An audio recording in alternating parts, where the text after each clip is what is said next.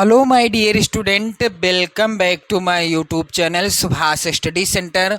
तो जितने भी मेरे प्यारे बच्चे कक्षा 9 में हैं और 2027 में वार्षिक परीक्षा देंगे, आज के इस वीडियो में मैं लेकर के आ चुका हूं आप सभी के लिए हिंदी विषय का एक वायरल प्रतिदर्श पेपर। जी हाँ मेरे प्यारे बच्चों, इस वायरल मॉडल पेपर के द्वारा आपको जानकारी मिल जाएगी कि आपका पेपर जो 2027 में होगा, यानी 2026-2027 में होगा, ये जो पेपर होगा हिंदी विषय का, ये किस तरह का पेपर आएगा, पेपर का पैटर्न क्या रहेगा मेरे प्यारे बच्चों, और किस तरह के प्रश्न पूछे जाएंगे, सारी चीज़ें आप इस वायरल मॉडल पेपर के द्वारा जान जाओगे। क्लियर? तो इस वायरल मॉडल पेपर को तैयार भी आप कर लेना, क्योंकि यहाँ से प्रश्न आपकी वार्षिक परीक्षा में बिल्कुल 100% पूछे जाएंगे। तो चलिए बिना देरी किए हुए आगे बढ़ते हैं। यहाँ पर आप अपना नाम डाल देंगे, जो भी आपका नाम है, यहाँ आप अपना रोल नंबर लिखेंगे। तो वार्षिक परीक्षा 2027 हिंदी विषय कक्षा 9 का ये वायरल मॉडल पेपर है। समय आपको वार्षिक परीक्षा में मिलेगा 3 घंटे 15 मिनट का। पेपर का पूर्णांक रहेगा 70 अंकों का। आपका टारगेट होना चाहिए 70 में 70 अंक लाने का। जी हाँ मेरे प्यारे बच्चों, 70 में 70 अंक लाने का टारगेट आपका जरूर होना चाहिए। प्रारंभ के 15 मिनट परीक्षार्थियों को प्रश्न पत्र पढ़ने के लिए दिए जाएंगे, यानी 3 घंटे 15 मिनट में से पहले 15 मिनट आपको मिलेंगे पेपर को पढ़ने के लिए। प्रश्न पत्र 2 खंडों में विभाजित रहेगा, खंड आ में और खंड बा में। पेपर 2 खंडों में विभाजित रहेगा। खंड आ में क्या रहेगा? खंड आ में 20 अंक के बहुविकल्पीय प्रश्न देखने को मिलेंगे और खंड बा में 50 अंक के वर्णनात्मक प्रश्न देखने को मिलेंगे। तो खंड आ के जो बहुविकल्पी प्रश्न होंगे मेरे प्यारे बच्चों, ये होंगे 20 प्रश्न। प्रत्येक प्रश्न 1 नंबर का होगा। इस तरह से कुल 20 नंबर के होंगे खंड आ के प्रश्न, जिनका उत्तर आपको OMR शीट में भरना होगा। क्लियर? समझ में आ गया आप सभी को? चलिए आगे ध्यान दें। खंड बा वर्णनात्मक है। इन प्रश्नों का उत्तर आपको कॉपी पर लिखना होगा।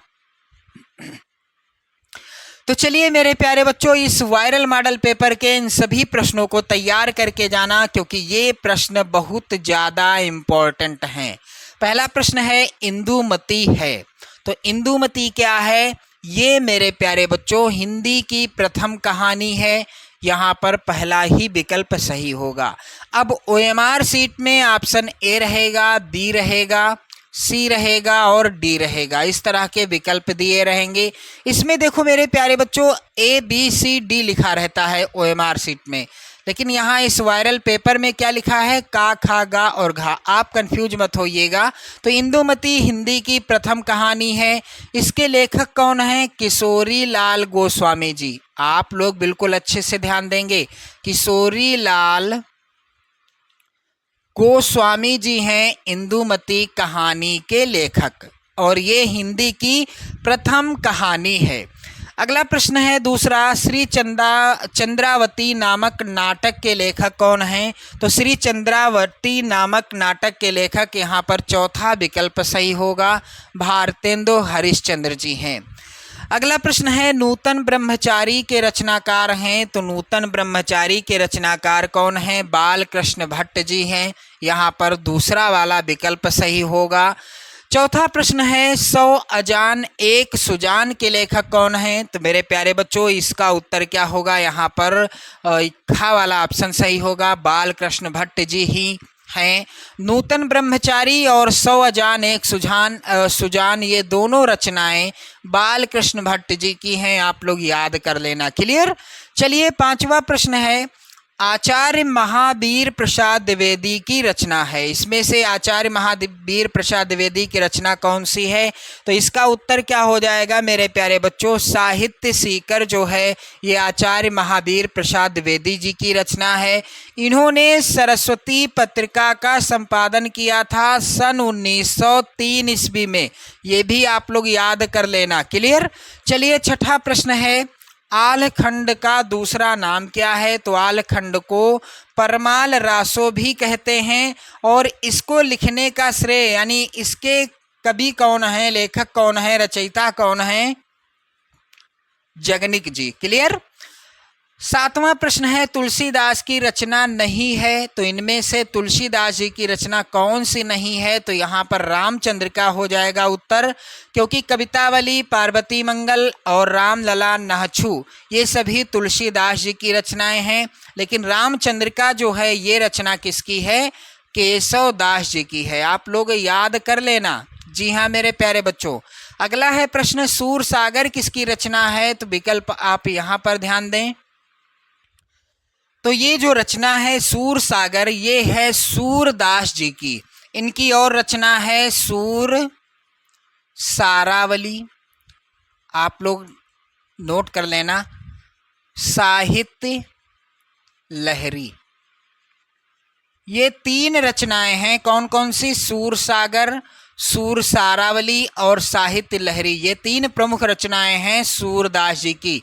चलिए 9 नंबर का प्रश्न है आदिकाल का ग्रंथ नहीं है, तो इनमें से आदिकाल का ग्रंथ कौन सा नहीं है? तो यहाँ पर पद्मावत हो जाएगा, क्योंकि ये जो है भक्ति काल का ग्रंथ है और इसके लेखक कौन है? मलिक मोहम्मद जायसी जी हैं।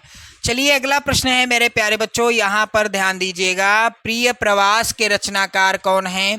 तो प्रिय प्रवास के रचनाकार हैं यहाँ पर, आप लोग ध्यान दें, तीसरा विकल्प सही होगा यहाँ पर, गा वाला, हरिऔध जी। इनका पूरा नाम क्या था? अयोध्या सिंह उपाध्याय हरिऔध जी था।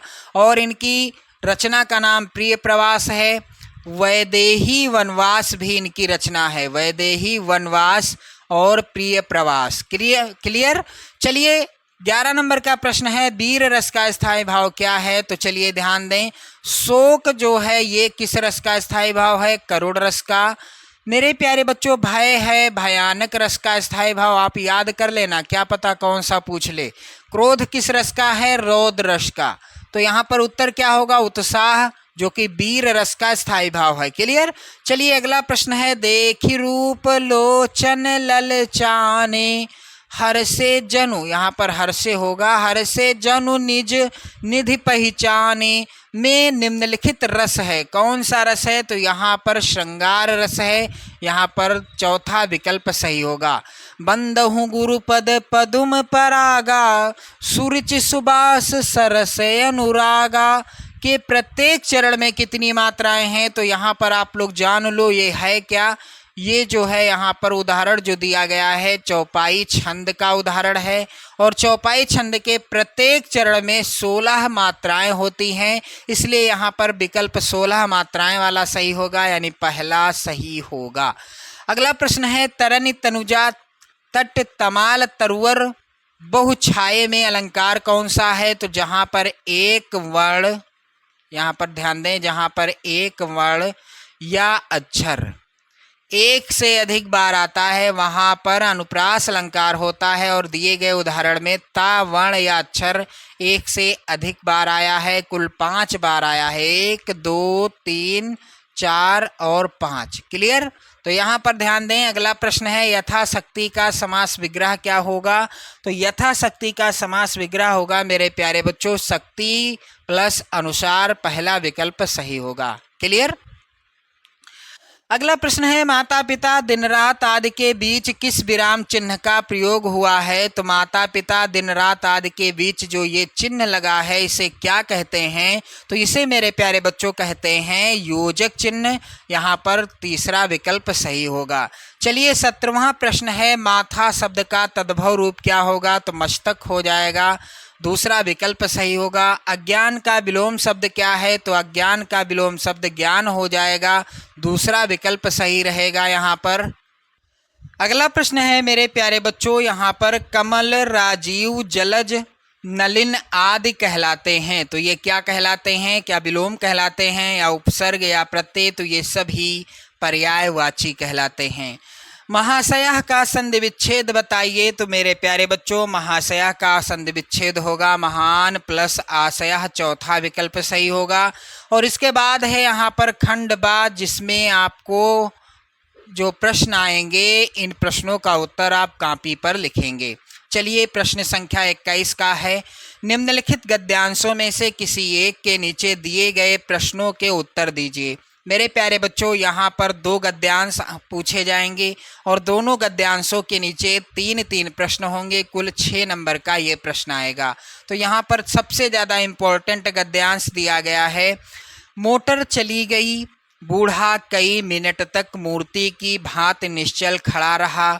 संसार में ऐसे मनुष्य भी होते हैं जो अपने आमोद प्रमोद के आगे किसी की जान की परवाह नहीं करते। शायद इसका उसे अब भी विश्वास ना आता था। किसको? उस बूढ़े भगत को, क्योंकि डॉक्टर चड्ढा खेलने जा रहे थे और उनके खेलने का समय हो गया था। ये बूढ़ा भगत अपने इकलौते बेटे को इलाज कराने के लिए डॉक्टर चड्ढा के पास गया था, लेकिन उन्होंने कोई सुनवाई नहीं की। वह कहने लगे कि मेरे खेलने का समय है, मुझे जाना है।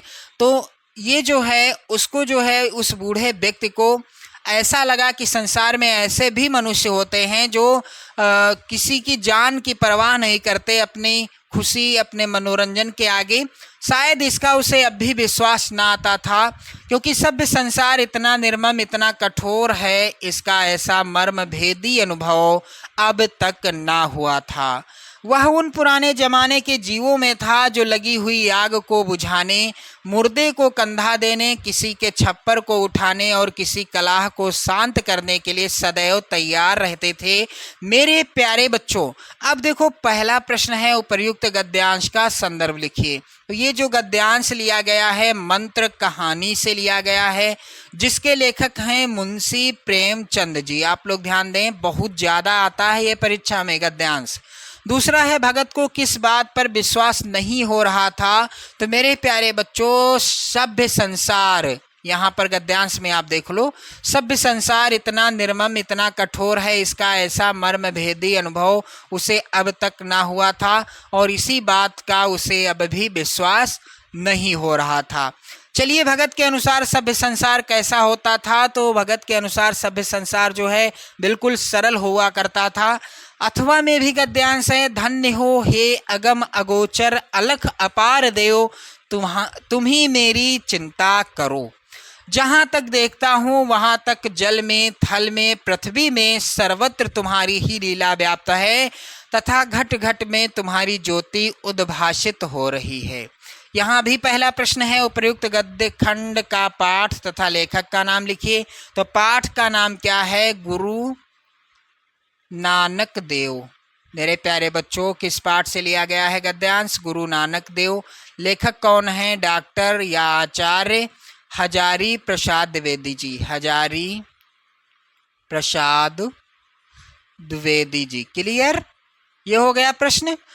अथवा आप देखें, दूसरा है रेखांकित गद्यांश की व्याख्या आपको करनी है। और तीसरा प्रश्न है, अगम अगोचर तथा अपार देव की लीला कहाँ व्याप्त है।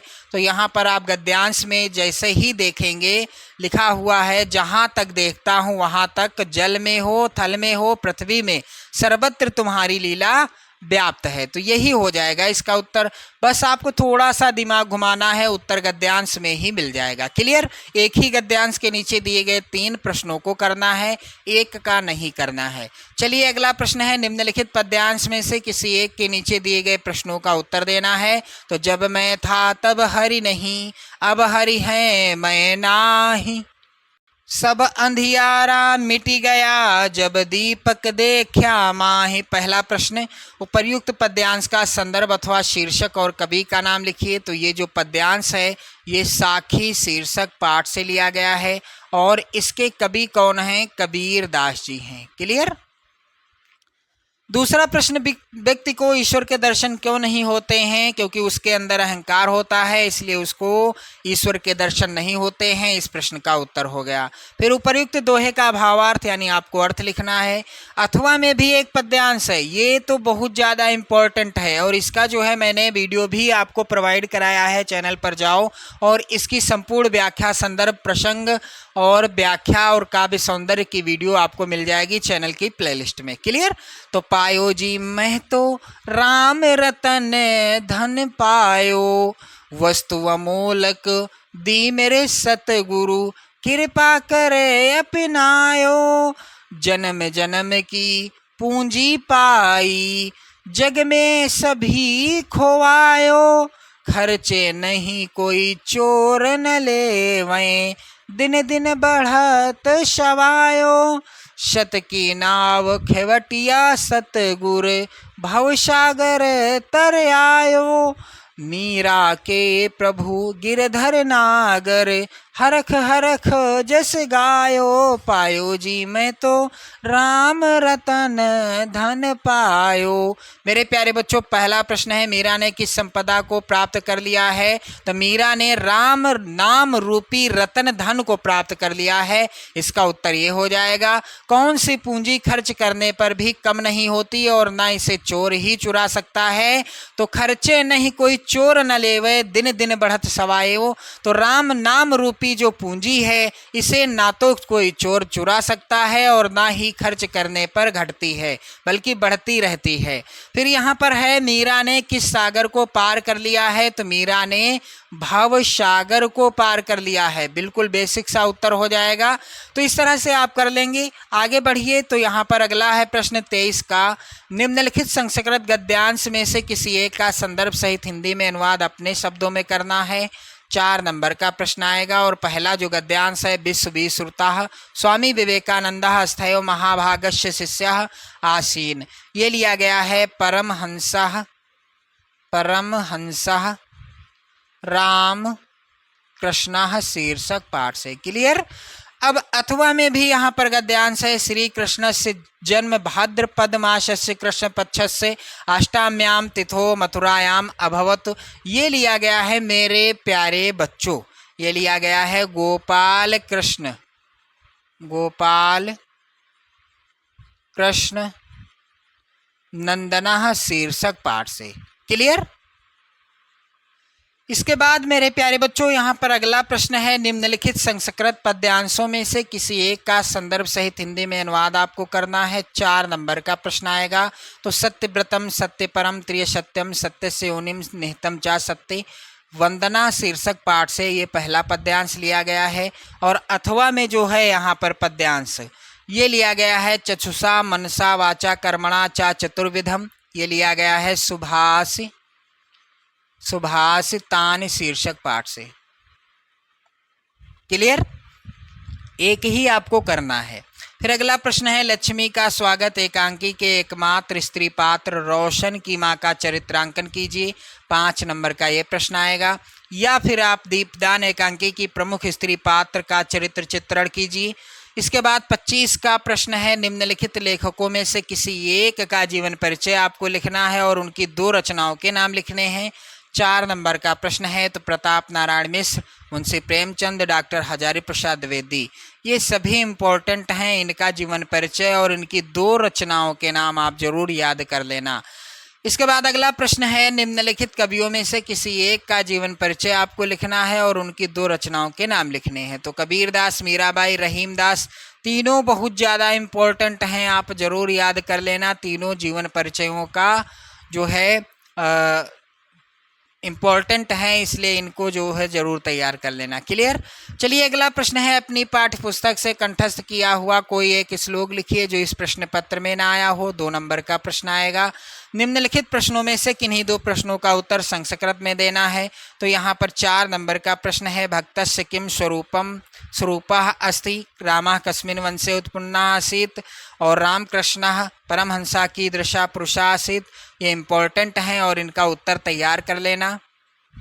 अगला है, श्री कृष्ण से जन्म कदा अभवत। तो यहाँ पर ध्यान दें, अगला प्रश्न है यहाँ पर, निम्नलिखित मुहावरे एवं लोकोक्ति में से किसी एक का अर्थ बताते हुए वाक्य प्रयोग कीजिए।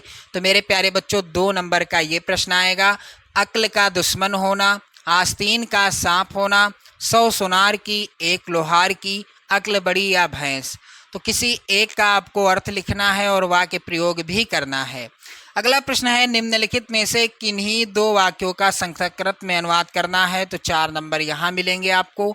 तो मैं पुस्तक पढ़ता हूँ, वृक्ष से पत्ता गिरता है, राम गांव जाता है, हम दोनों विद्यालय जाएंगे, वाराणसी गंगा तट पर स्थित है। ये इम्पोर्टेंट हैं, इनको जरूर तैयार कर लें। अगला है अस्वस्थ होने के कारण अवकाश के लिए प्रधानाचार्य को कैसे सूचित करेंगे। 5 नंबर का ये प्रश्न आएगा। अथवा में प्रश्न है यहाँ पर प्रधानाचार्य को पत्र जिसमें आकस्मिक अवकाश हेतु एक प्रार्थना पत्र लिखिए जिसमें 2 दिन का अवकाश मांगा गया हो। तो इस तरह से आपने देखा मेरे प्यारे बच्चों 2027 के लिए हिंदी विषय का वायरल मॉडल पेपर, ये प्रतिदर्श प्रश्न पत्र है। इसे आप ज़रूर तैयार कर लेना, बहुत ज़्यादा हेल्प हो जाएगी आप सभी की।